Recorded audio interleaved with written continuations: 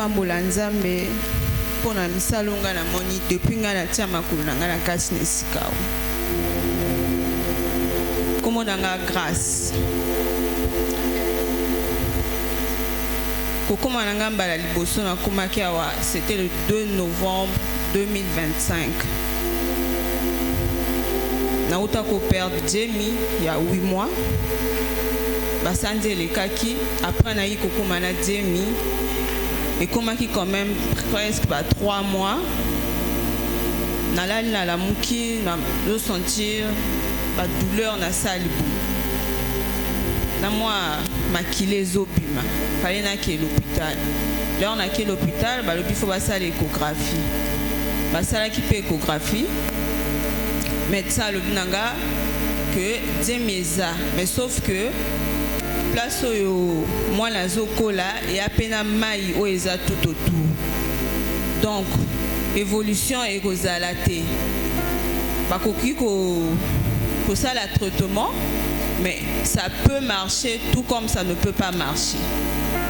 Du coup, tout ça là quand même traitement. Ah. Ce qui est aussi banangote donc tant mieux batika ote tout ça la kaka na jongi ndako vu que na mobile wana to tu ko perdre déjà moi na après dire mon souci quand même na moni so ki na lobby na ye peut-être eko frustré après à côté pinga mal à l'aise ce qui peut na lobby na ba parents ba koloba oh wana pekel mobile kaka boye ya za mwana moke yo pe mwana moke. Beaucoup m'attendent à niveau à perdre ban ami balé aussi batté parfois les parents peuvent pas koloba bon mwangana comme na lingi mobile na l'hôpital na bomba mais après comme azana grande sœur na aza sage femme a ebisi grande sœur noté grâce à kenda ki l'hôpital tout fallait grande sœur a benganga na l'accès ba résultat et à l'obinanga ah baté maboye c'est rare et évoluer et bimaka et kinaka hors utérus après il faut ballon na yoki pe kaka na bompe kana motema ngana lobi na mobali ah totika nani tota nani côté kokeno oh a même so que compliqué nga habiter totika nani quand la même période na ki komona grande sœur moko na zaka na ya Cynthia c'était un mercredi quand on a commis ya aki na dem ya ebisinga ngana zoke l'église vu que na zaki na colon na marnière amna na so que l'église nga l'église wapi au place to kenara non le 31 wan nga maintenant na lati boye moyena kende zati amna nga so ko zana besoin ko kende na peso elamba otia bongo kende nga habiter comme na lobaki na mobilité na dzunga na ndako na prévenir ye comme ça to kutama na bouton to kende na djongi pe na lobine ye oh yo la mukaki na pour que l'église nga habiter tika kana kende na ebisi pe ya Saint Elokote que ono makamoteze na lobine lokote nga bon to kende na kenda kona se changer to yi premier jour na yakaki mercredi wana na fana ki na chaise wana kaka premier jour wana papa atelemisa kinga Alexinga liboso apek alobaki pe lokote apesa kinga kaka mai na sokoli elongi alobi vendredi na yi vendredi pe abosana ki déjà la fin qui n'a sima a télémission sous sunga alumnanga on dirait au deuxième fois na télémission motomoko azaki pe mena lobi oui pas pesa deuxième fois alumnanga koba ko sambela nzamba azomona na jongi dimanche là on a eu koyaka des journaux à télémission kinga alubinanga makamoto azomona na lobi pe ndenge nazo sentir na expliquer tout misala pe mon ami que non libumoisa ya ko beba demi complication na kati ya motema na yeba ete eza bongo na lui papa eza bongo apesinga ba direct bapesinga na maman amasenga bapesi ba directive na sali na yiko kende na kanga ki eloko moko papa alobaki dimanche wana alobi nanga nati je sais pas manteau ya apostolat nanga en jeu toko simba mwana o na kenda ikana liloba wana na moto nyose banda ko yaka na sima nazaki lisukuna te moi ça moninga mobile nanga ayiko mona mobile nanga oh non na moni grâce et tout consort et Jamie wana tout alobine ka tout oya koka koloba oh non na moni na makila et tout mobala yo loba na ngai na lobi na ye naza wana te wana eza oyo balobi na ngai te oyo wana ya bango ya ngai ya pe ya nga na continuer bongo na sisi ba directive na komi ko évoluer il fallait na ke do banda peser ayi ko mona papa na lobi papa fallait na banda peser papa lobi na nga ozo banga pona nini nga na sina lobaki kende ko banda peser na ke o banda peser journée na ke banda peser et qui na fille moko wana tozaki presque promotionnel to solo lipe wana comme l'hôpital a ngozana moi complication ba enregistrer biso ba photo zonga le lendemain pour na ba examen général to zongi le lendemain leur bazo prélever makila bato tout ba prélever ke bango makila et bimaki nango ezaki normal mais yanga et bimaki te bato boli seringue ezo bimate prélever makila ezate oh mais yon ndenge ni moi ça dit mi ozana makila te abinanga non il faut aussi manani ba faire makila au mela quand on nazana makila belé vraiment na zongi et travailler que moi mon tout mais na ça qui on peut na monter maté na ke na sombi sur faire wana na meli na zongi ba prélever c'était bon ba sali ba examen wana tout ba na ko banda PPZ maintenant fille wana to zala ki na e to garder que peut ba contact lors to commis na janvier fille wana na bengi na remarqué que azo poster le sous-soutien na bengi to solo wana e bisinga ono depuis le 20 janvier na perda ki mwana l'hôpital a ngona ke croyant que comme kuna balandelaka bien il y a perdre moi na kana même l'hôpital c'est ce jour-là que j'ai compris ezaki problème à l'hôpital té ezaki des problèmes que nzambe a mona kananga j'ai mis de côté na reconforter na bien dans l'équipe na situation wana zalaka makasi et tout écoulé c'est passé mars comme badem mitumi balezaki ka presque ba période moko là on a commis en mars c'était pratiquement la même période où na perda qui moi na 2025 là on a commis en mars na komaki na bomo na commis na bomo na so ya ka l'église mais na zaki ngate moindre douleur il faut na le ba openi ni kaka wana pe ala kaka boy wana pe ala kaka boy mais na zaki sous ngate là on a l'église date il y a le 11 mars na lekisi yango tito comme le 15 nga le binzambe kaka ndenge na lekisi le 11 mars oyo na komema temi oti na terre pe na kobota mars eleki to côté avril na comment sentir ba douleur mais nazo forcer kaka nazo ya kaka l'église deux fois même na osala un mois nazo mona maté 4 séances nazo ya kati parce que pour na tambola c'est un peu difficile mais nous allons continuer à la prière. Dimanche passé, la fin de la coin kuna, azoyo kapasi. Déjà premier dimanche il y a avril, papa sala qui service. Leur kaka mayo asopa ke doa kinga na nzoto. Vraiment na s'agité que na comprendre qui tena dit ma monnaie presque à terme 8 mois. Mais na s'agité que awa net motaki na charge na nzoto te. Leur prière est si na djongindako na se sentir libre, c'est comme si et là que les cas quitté. Normalement fallait na yoka passe mais na yoka qui passité na se sentir ka libre. Na djongindako et leki. Dimanche passé na fan na coin kuna na bandako kokate. En tout cas prière tout na sambela quitté na zaika na kofanda. Ce qui na forcé na telemi na zo kaka passe. Mais na zo koko distinguer te eza passe accouchement to eza passe kaka normal vu que terme nanga ezala ki le 13 mai. Mais na lobaki na nzambe ceux qui olinga koma le 13 mai c'est bon. Mais ceux qui biloko tout anjote se koki déjà ata lelo abota manazana problème te. Na fan na kwana na zo ka passe na sambela ki vraiment bien te. Mais tant au louange à Soukawana na kati nanga na lobby o eza dernier dimanche nga na ina kati na dim. Donc c'est maintenant ou jamais. La télémine a forcé que na bina qui en tout cas, na bina qui m'a cassé. Voire même temps on a silici na fandi na yo qui mon Congo vrai passe. Tolongole à 16h mais to commanda qu'on a 19h parce que moi na tambo les ala quitté na zo tambo la vraiment lembe. Il y a Saint Azelinga. Il y a ici na zonginda ko là on a commanda ko makamo peut c'est passé que moi wana mais je vous épargne des détails.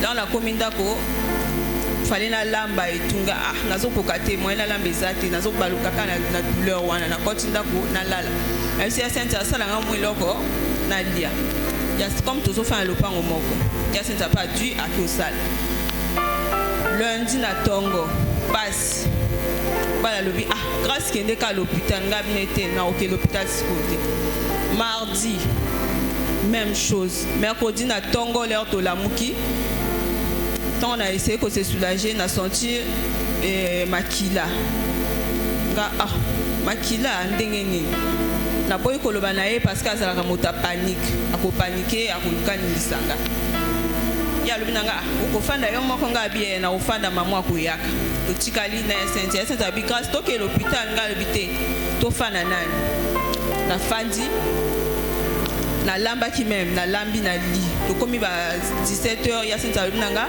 grâce to matamo alikolo boye au sala ba marche c'est bon token toké to sala ba marche ba 18h 19h to jongi ndako sur place na sonta ke lo côté to baloli na jongi na ina fan liboso à porte là on a fan liboso à porte na sentir net et loko ezo kitanga na niveau à bassin abi oh nini kaka na telemi abi na ibisi Yacinthe azelanga na sokola na lala yabi oh sokolo lala toke l'hôpital te nga l'hôpital zana sokola na koti douche na sokoli na sali pe toilette na silisi là na bimi na zo kota ndako kana porte wana na kwei na lali kaka libumu na zo kokasu kote le matin ngalobi Nzambe oyebisaki nga ke mwana na osimba ye donc awa l'hôpital eza mosika simba ye tilero oyo nga na kotelema tokende l'hôpital Yacinthe ayi koyaka mais grâce nini nga alobi nazokoka lisusu te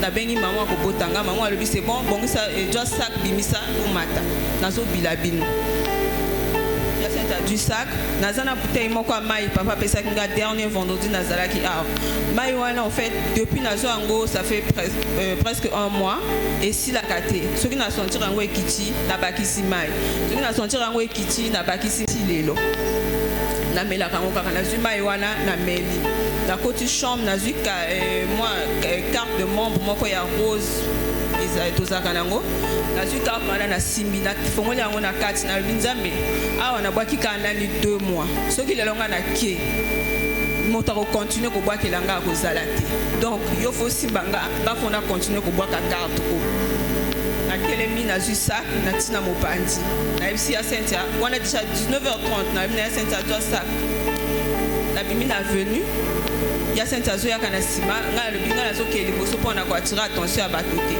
alobi toke soproji tobimi to du taxi soproji du taxi ma alobi na okoma soproji te embouteillage na osuka na kombo bongo boja mosusu na bi pour meza te toke maman amati nga na mati Yacinthe pa mati mobali pa alandi amati tokomi vers molokai nazokoka lisusu te na sentir pasi Yacinthe aki na mwana na ya mobali ya bebe na ye bebe na siminga na libumu leo bebe na siminga na libumu na koki lisusu te na bina bango na okoma soproji te otikanga kaka na kombo awa nazokoka lisusu te le bon problème eza te maman pa lobi comme eza bongo toke na basinistre tokoti te keka taxi ezokota nakitisi lokola liboso nazokoka te makolo ekangami nalongoli mapapa asiminga bandango ninga bakotisinga nakoti na mati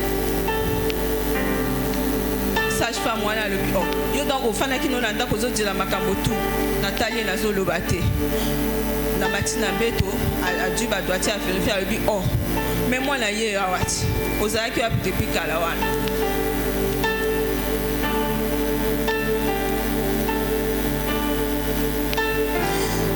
sage-femme wana alobi nanga ozobota déjà bamonte perfuseur luka veine ezati batokoli ya vimbi batokoli ya bachange loboko ezosimba te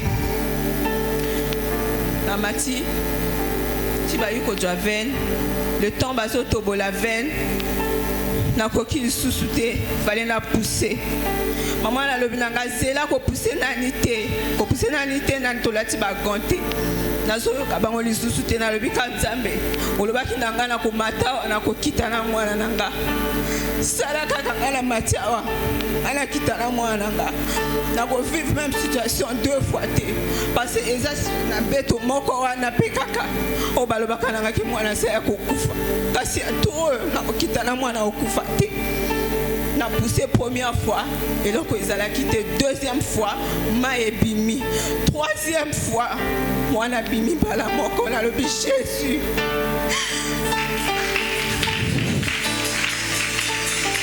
Beta, beta, beta, maboko.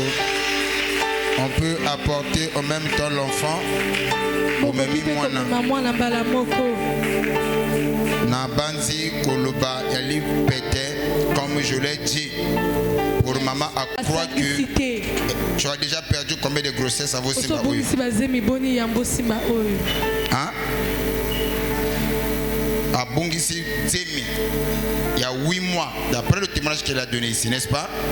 Donc au moins, ça a évolué que dans le Boumou, elle attendait l'accouchement. Yes. Zemi wana ikendaki. Et tant qu'il y a eu des complications. Bon, bref, elle a presque tout dit. Elle a une grande sœur qui est maman Saint-Cha qui prie ici. La belle fille de maman Rose. Elle voit l'intéressé, allons à l'église. Faut qu'on ait la peine à baninga ya bien. Amen. Elle voit l'intéressé, allons à l'église. Ne sachant pas ce qui se passait en elle. Et le premier jour qu'elle est venue ici, je crois que c'est le premier jour où Dieu l'a localisé. C'est le premier qui était là. C'est le premier jour où on lui a dit que toi tu as tel problème. Et on a commencé à faire des mystères de l'eau. Elle pleurait ici.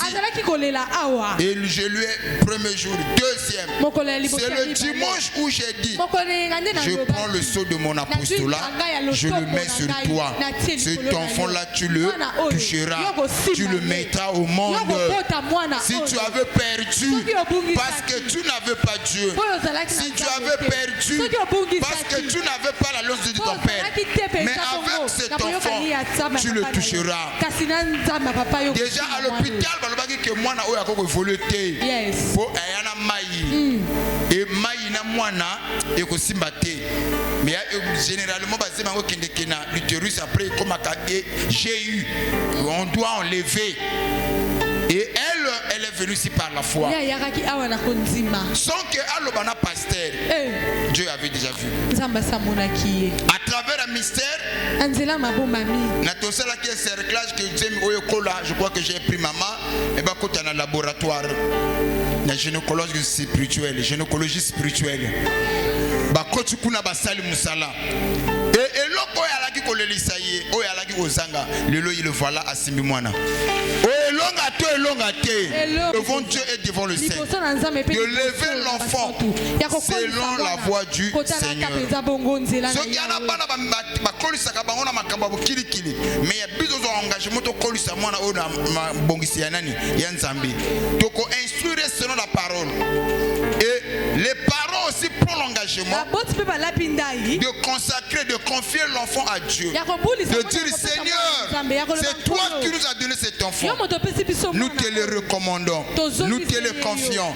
Que cet enfant-là devienne ton enfant. C'est que nous on n'a pas eu. Que cet enfant puisse en avoir. Voilà l'engagement et la consécration. Mais les enfants on ne les baptise pas. Alors dans une église tanda le boko na mobali. Obaloli boye. Tanda le boko na mobali. Balo la boye maman. Tanda le boko na mobali l'église. Nous bénissons l'enfant. Cet enfant, Seigneur, de la même manière que tu l'as protégé 9 mois dans le boumou ya maman, aujourd'hui au Père, par ta grâce on a pu le toucher. Laisse que cet enfant puisse grandir, que ce qui a résisté aux autres, ce qui a détruit les autres, qu'il ne puisse pas détruire cet enfant, que cet enfant soit béni et protégé, que les fléaux et l'épidémie, les lois et les réclamations de la famille ne puissent pas dominer sur cet enfant. Dans le tout puissant nom de Jésus, je laisse demander de prier. Je bénis cet enfant. Libère l'onction et la grâce. Le boko pengu na nzambe.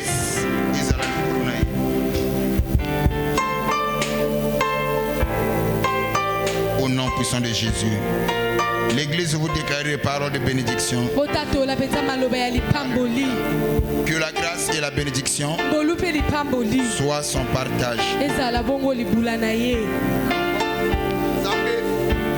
Bomba pe batela ye nzambe to kabelo pe to bonzelo mwana oyo kokola na ezala bikamwa batele na ngolu na yo que le sang du ministère ezala lokola mwana oyo quand les autres va kozala égarés mais que cet enfant azala une grande bénédiction pour la nation, pour la famille ainsi que pour l'église.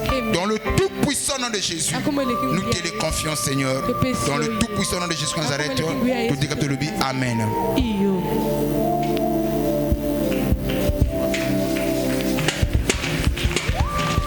Tanga zalu kozonga